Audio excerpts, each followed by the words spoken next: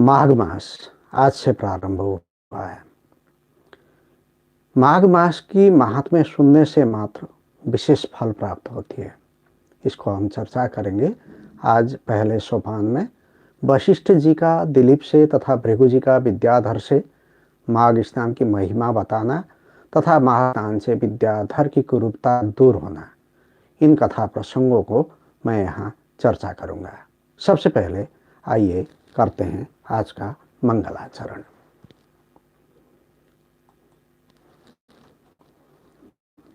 श्री गणेशाय नमः।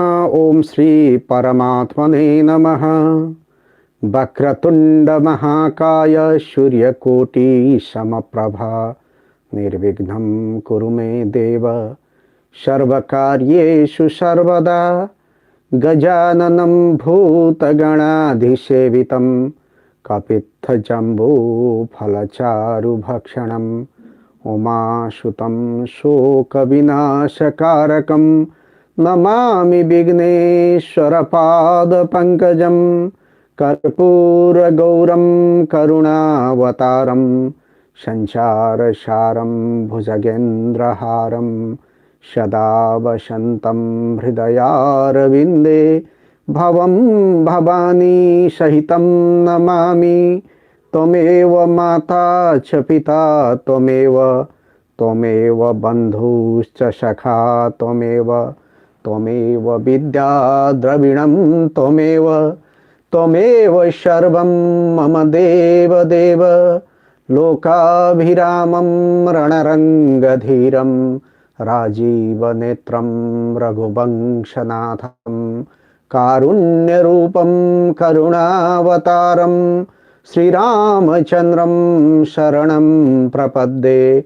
नीलाम्बुजश्यामलकोमलाङ्गं सीतासमारोपितवामभागं पाणौ महाशायकचारुचापं नमामि रामं रघुवंशनाथम् अतुलितबलधामं हेमशैलाभदेहं दनुजवनकृशानुं ज्ञानिनामग्रगण्यं सकलगुणनिधानं वानराणामधीशं रघुपतिप्रियभक्तं वातजातं नमामि।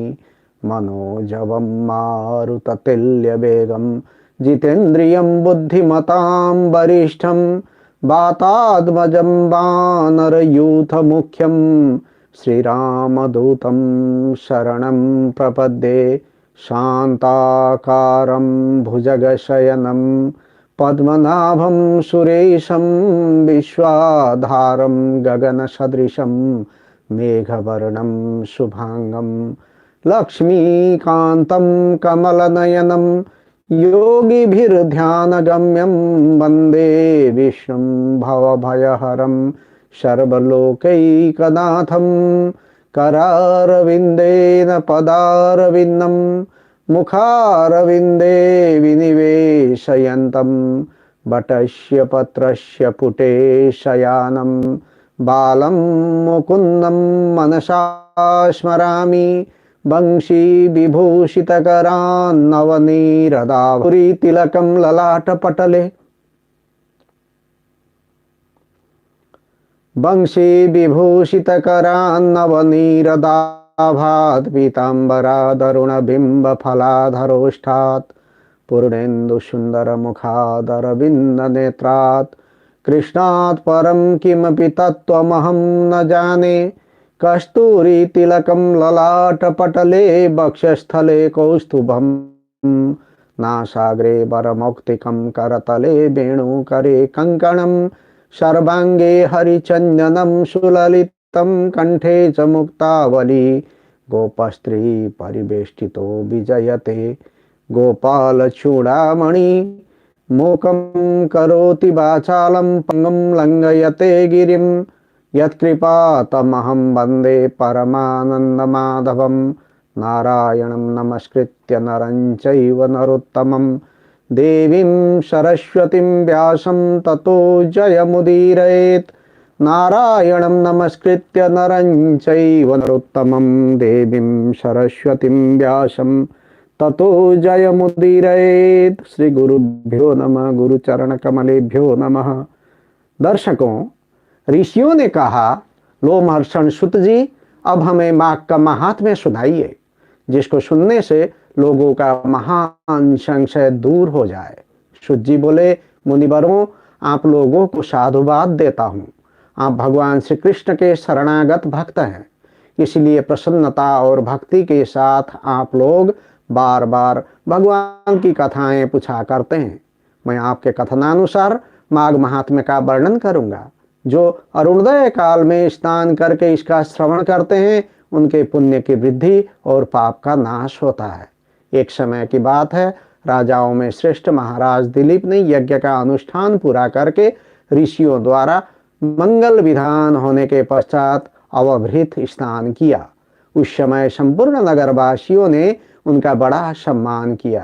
तदनंतर राजा अयोध्या में रहकर प्रजाजनों की रक्षा करने लगे। वे समय समय पर वशिष्ठ जी की अनुमति लेकर प्रजा वर्ग का पालन किया करते थे। एक दिन उन्होंने वशिष्ठ जी से कहा, भगवान, आपके प्रसाद से मैंने आचार, दंड नीति, नाना प्रकार के राजधर्म, चारों वर्णों और आश्रमों के कर्म, दान, दान की विधि, यज्ञ, यज्ञ के विधान, अनेकों व्रत, उनके उद्यापन तथा भगवान विष्णु की आराधना आदि के संबंध में बहुत कुछ सुना है। अब माघ स्नान का फल सुनने की इच्छा है। मुने, जिस विधि से जिसको करना चाहिए वह मुझे बताइए। वशिष्ठ जी ने कहा, राजन, मैं तुम्हें माघ स्नान का फल बतलाता हूँ। सुनो, जो लोग होम, यज्ञ तथा इष्टापूर्त कर्मों के बिना ही उत्तम गति प्राप्त करना चाहते हो, वे माघ में प्रातःकाल बाहर के जल में स्नान करें। जो गौ, भूमि, तिल, वस्त्र, सुवर्ण और धान्य आदि वस्तुओं का दान किए बिना ही स्वर्गलोक में जाना चाहते हो, वे माघ में सदा प्रातः काल में स्नान करें। जो 3 रात तक उपवास, कृच्छ्र और पराग आदि व्रतों के द्वारा अपने शरीर को सुखाए बिना ही स्वर्ग पाना चाहते हो, उन्हें भी माघ में सदा सर्वदा प्रातः काल में स्नान करना चाहिए। वैशाख में जल और अन्न का दान उत्तम है। कार्तिक में तपस्या और पूजा की प्रधानता है तथा माघ में जप, होम और दान, ये 3 बातें विशेष है। जिन लोगों ने माघ में प्रातः स्नान, नाना प्रकार का दान और भगवान विष्णु का स्तोत्र पाठ किया है, वे ही दिव्य धाम में आनंद पूर्वक निवास करते हैं। प्रिय वस्तु के त्याग और नियमों के पालन से माघ सदा धर्म का साधक होता है और अधर्म की जड़ काट देता है। यदि सकाम भाव से माघ स्नान किया जाए तो उससे मनोवांछित फल की सिद्धि होती है और निष्काम भाव से स्नान आदि करने पर वह मोक्ष देने वाला होता है। निरंतर दान करने वाले, वन में रहकर तपस्या करने वाले और सदा अतिथि सत्कार में संलग्न रहने वाले पुरुषों को जो दिव्य लोक प्राप्त होते हैं, वे ही माघ स्नान करने वालों को भी मिलते हैं। अन्य पुण्यों से स्वर्ग में गए हुए मनुष्य पुण्य समाप्त होने पर वहां से लौट आते हैं, किंतु माघ स्नान करने वाले मानव कभी वहां से लौट कर नहीं आते। माघ स्नान से बढ़कर कोई पवित्र और पापनाशक व्रत नहीं है। इससे बढ़कर कोई तप और इससे बढ़कर कोई महत्वपूर्ण साधन नहीं है। वही परम हितकारक और तत्काल पापों का नाश करने वाला है। महर्षि भृगु ने मणि पर्वत पर विद्याधर से कहा था, जो मनुष्य माघ के महीने में, जब उसह काल की लालिमा बहुत अधिक हो, गांव से बाहर नदी या पोखरे में नित्य स्नान करता है, वह पिता और माता के कुल की 7 पीढ़ियों का उद्धार करके स्वयं देवताओं के समान शरीर धारण कर स्वर्गलोक में चला जाता है। दिलीप ने पूछा, ब्रह्मर्षि भृगु किस समय मणि पर्वत पर विद्याधर को धर्मोपदेश किया था, बताने की कृपा करें। वशिष्ठ जी बोले, राजन, प्राचीन काल में एक समय 12 वर्षों तक वर्षा नहीं हुई। इससे सारी प्रजा उद्विग्न और दुर्बल होकर 10 दिशाओं में चली गई। उस समय हिमालय और विंध्य पर्वत के बीच का प्रदेश खाली हो गया। स्वाहा, शोधा, वसटकार और वेदाध्ययन सब बंद हो गए। समस्त लोक में उपद्रव होने लगा। धर्म का तो लोप हो ही गया था, प्रजा का भी अभाव हो गया। भूमंडल पर फल, मूल, अन्न और पानी की बिल्कुल कमी हो गई। उन दिनों नाना प्रकार के वृक्षों से आच्छादित नर्मदा नदी के रमणीय तट पर महर्षि भृगु का आश्रम था। वे उस आश्रम से शिष्यों सहित निकलकर हिमालय पर्वत की शरण में गए। वहां कैलाशगिरी के पश्चिम में मणिकूट नाम का पर्वत है, जो सोने और रत्नों का ही बना हुआ है। उस परम रमणीय श्रेष्ठ पर्वत को देखकर अकाल पीड़ित ब्रह्मर्षि भृगु का मन बहुत प्रसन्न हुआ और उन्होंने वहीं अपना आश्रम बना लिया। उस मनोहर शैल पर वनों और उपवनों में रहते हुए सदाचारी भृगु जी ने दीर्घ काल तक भारी तपस्या की। इस प्रकार जब ब्रह्मर्षि भृगु जी वहां अपने आश्रम पर निवास कर रहे थे, एक समय एक विद्याधर अपनी पत्नी के साथ पर्वत से नीचे उतरा। वे दोनों मुनि के पास आए और उन्हें प्रणाम करके अत्यंत दुखी हो एक ओर खड़े हो गए। उन्हें इस अवस्था में देख ब्रह्मर्षि ने मधुर वाणी से पूछा, विद्याधर, प्रसन्नता के साथ बताओ, तुम दोनों इतने दुखी क्यों हो? विद्याधर ने कहा, द्विजश्रेष्ठ, मेरे दुख का कारण सुनिए। मैं पुण्य का फल पाकर देवलोक में गया। वहां देवता का शरीर, दिव्य नारी का सुख और दिव्य भोगों का अनुभव प्राप्त करके भी मेरा मुंह बाघ का सा हो गया। न जाने यह किस दुष्कर्म का फल उपस्थित हुआ है। यही सोच सोचकर मेरे मन को कभी शांति नहीं मिलती। ब्राह्मण, एक और भी कारण है जिससे मेरा मन व्याकुल हो रहा है। यह मेरी कल्याणमयी पत्नी बड़ी मधुर भाषिणी तथा सुंदरी है। स्वर्गलोक में शील, उदारता, गुण समूह और रूप और यौवन की संपत्ति के द्वारा इसकी समानता करने वाली एक भी स्त्री नहीं है। कहाँ तो यह देवमुखी सुंदरी रमणीय और कहाँ मेरे जैसा व्याघ्रमुख पुरुष। ब्राह्मण, मैं इसी बात की चिंता करके मन ही मन सदा जलता रहता हूँ। भृगु जी ने कहा, विद्याधर श्रेष्ठ, पूर्व जन्म में तुम्हारे द्वारा जो अनुचित कर्म हुआ है वहां सुनो। निषिद्ध कर्म कितना ही छोटा क्यों ना हो, परिणाम में वहां भयंकर हो जाता है। तुमने पूर्व जन्म में माघ के महीने में एकादशी को उपवास करके द्वादशी के दिन शरीर में तेल लगा लिया था। इसी से तुम्हारा मुंह व्याघ्र के समान हो गया। पुण्यमयी एकादशी का व्रत करके द्वादशी को तेल का सेवन करने से पूर्व काल में इलानंदन पुरुरवा को भी कुरूप शरीर की प्राप्ति हुई थी। वे अपने शरीर को कुरूप देख उसके दुख से बहुत ही दुखी हुए और गिरिराज हिमालय पर्वत पर जाकर गंगा जी के किनारे स्नान आदि से पवित्र हो प्रसन्नता पूर्वक कुशासन पर बैठे। राजा ने अपने संपूर्ण इंद्रियों को वश में करके हृदय में भगवान का ध्यान आरंभ किया। उन्होंने ध्यान में देखा, भगवान का श्री विग्रह नूतन नील मेघ के समान श्याम है। उनके नेत्र कमल दल के समान विशाल है। वे अपने हाथों में शंख, चक्र, गदा और पद्म धारण किए हुए हैं। उनका श्रीअंग पीतांबर से ढका है। वक्षस्थल में कौस्तुभ मणि अपना प्रकाश फैला रही है तथा वे गले में बदमाला धारण किए हुए हैं। इस प्रकार श्री हरि का चिंतन करते हुए राजा ने प्राणवायु के मार्ग को भीतर ही रोक लिया और नासिका के अग्रभाग पर दृष्टि जमाए कुंडलिनी को, मुख को ऊपर उठाकर स्वयं सुषुम्ना नाड़ी में स्थित हो गए। इस तरह 1 मास तक निराहार रहकर उन्होंने दुष्कर तपस्या की। इस थोड़े दिनों की तपस्या से ही भगवान संतुष्ट हो गए। उन्होंने राजा के 7 जन्मों की आराधना का स्मरण करके उन्हें स्वयं प्रकट हो प्रत्यक्ष दर्शन दिया। उस दिन माघ शुक्ल पक्ष की द्वादशी तिथि, सूर्य मकर राशि पर स्थित थे।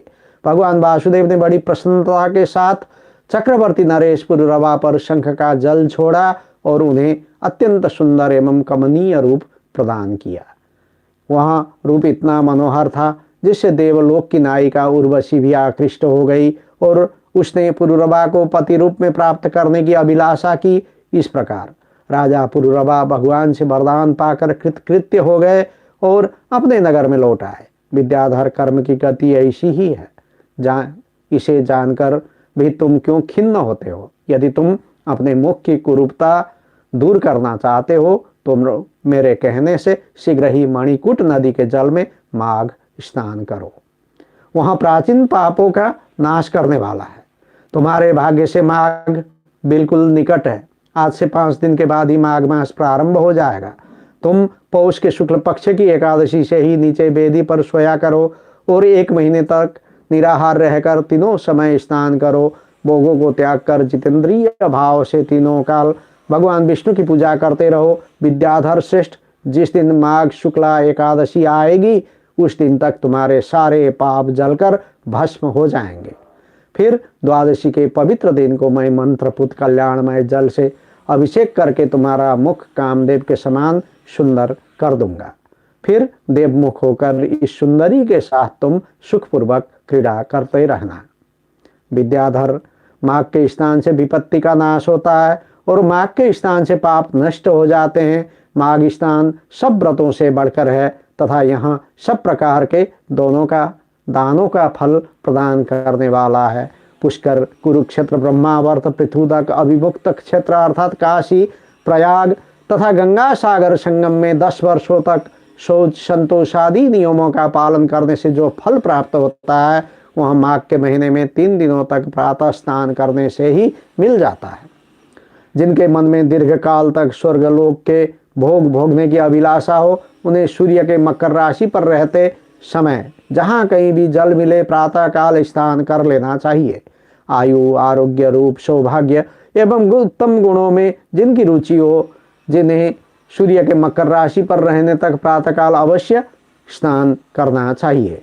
जो नरक से डरते हैं और दरिद्रता के महासागर से जिन्हें त्रास होता है, उन्हें सर्वथा प्रयत्न पूर्वक माघ मास में प्रातःकाल स्नान करना चाहिए। देवश्रेष्ठ, दरिद्रता, पाप और दुर्भाग्य रूपी कीचड़ को धोने के लिए माघ स्नान के सिवा दूसरा कोई उपाय नहीं है। अन्य कर्मों को यदि अश्रद्धा पूर्वक किया जाए तो वे बहुत बड़ा फल देते हैं, किंतु माघ स्नान यदि श्रद्धा के बिना भी विधि पूर्वक किया जाए तो वह पूरा फल देता है। गांव से बाहर नदी या पोखरे में जल में जहाँ कहीं भी निष्काम या सकाम भाव से माघ स्नान करने वाला पुरुष इस-लोक और परलोक में दुख नहीं देखता। जैसे चंद्रमा कृष्ण पक्ष में क्षीण होता और शुक्ल पक्ष में बढ़ता है, उसी प्रकार माघ मास में स्नान करने पर पाप क्षीण होता और पुण्य राशि बढ़ती है। जैसे समुद्र में नाना प्रकार के रत्न उत्पन्न होते हैं, उसी प्रकार माघ स्नान से आयु, धन और स्त्री आदि संपत्तियां प्राप्त होती हैं। जैसे कामधेनु और चिंतामणि मनोवांछित भोग देती है, उसी प्रकार माघ स्नान सब मनोरथों को पूर्ण करता है। सत्य युग में तपस्या को, त्रेता युग में ज्ञान को, द्वापर युग में भगवान के पूजन को और कलयुग में दान को उत्तम माना गया है, परंतु माघ स्नान सभी युगों में श्रेष्ठ माना जाता है। बताया गया है, कृते तपः परम ज्ञानम त्रेतायाम यजनम तथा द्वापरे च कलौ दानम माघ सर्वयुगेषु च। माघ सर्वयुगेषु च। सबके लिए, समस्त वर्णों और आश्रमों के लिए माघ का स्नान धर्म की धारावाहिक वृष्टि करता है। भृगु जी के यहाँ वचन सुनकर वहाँ विद्याधर उसी आश्रम पर ठहर गया और माघ मास में भृगु जी के साथ ही उसने विधिपूर्वक पर्वतीय नदी के कुंड में पत्नी सहित स्नान किया। ब्रह्मर्षि भृगु के अनुग्रह से विद्याधर ने अपना मनोरथ प्राप्त कर लिया। फिर वहां देवमुख होकर मणि पर्वत पर आनंद पूर्वक रहने लगा। भृगु जी उस पर कृपा करके बहुत प्रसन्न हुए और पुनः विंध्य पर्वत पर अपने आश्रम में चले आए। उस विद्याधर का मणिमय पर्वत की नदी में माघ स्नान करने मात्र से कामदेव के समान मुख हो गया तथा भृगु जी भी नियम समाप्त करके शिष्यों सहित विंध्याचल पर्वत की घाटी में उतर कर नर्मदा नदी के तट पर आ गए। वशिष्ठ जी कहते हैं, राजन, ब्रह्मर्षि भृगु के द्वारा विद्याधर के प्रति कहा हुआ यह माघ महात्म्य संपूर्ण भुवन का सार है तथा नाना प्रकार के फलों से विचित्र जान पड़ता है। जो प्रतिदिन इसका श्रवण करता है वह देवता की भांति समस्त सुंदर भोगों को प्राप्त कर लेता है। जय हो। दर्शकों, अभी आप सुन रहे थे माघ मास का महात्म्य। जाते हुए पुनः मंगलाचरण करें। ओम नमो भगवते वासुदेवाय। हरि ओम तत्सत्। वंशी विभूषितकरान्नवनीरदाभात् पीताम्बरदरुणबिम्बफलाधरोष्ठात् पूर्णेन्दुसुन्दरमुखादरविन्दनेत्रात् कृष्णात् परं किमपि तत्त्वमहं न जाने। नारायण। जय हो। जय श्रीमन्नारायण। हरे नमः।